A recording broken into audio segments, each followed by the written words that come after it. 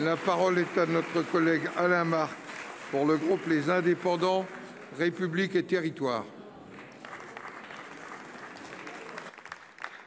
Monsieur le Président, Monsieur le Ministre, mes chers collègues, je m'associe à mon tour au nom de notre groupe à l'hommage rendu à Olivier Léonard. Il y a plus de 2 ans, nous avions dans cet hémicycle de longs débats sur la suppression progressive de la taxe d'habitation. Depuis, cette mesure a produit ses effets. Mais pour de nombreux maires, les choses sont beaucoup moins simples et les bénéfices nettement moins évidents.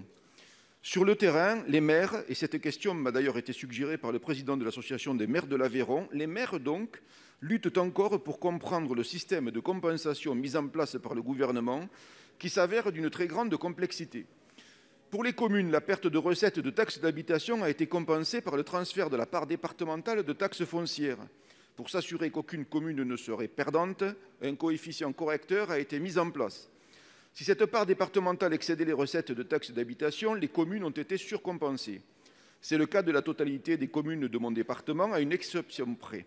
Je vous le concède, Monsieur le Ministre, sur le plan comptable, aucune commune aveyronnaise n'est sortie perdante de l'opération. Mais c'est sur le terrain que les choses se compliquent.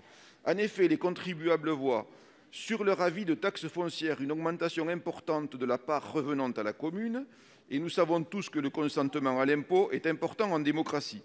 Il y a là un problème de transparence et de lisibilité, car les contribuables, notamment en zone rurale, pourraient croire que leur commune a augmenté son taux, alors même que leur argent alimente en fait un fonds de péréquation et profite donc à des communes situées hors du département.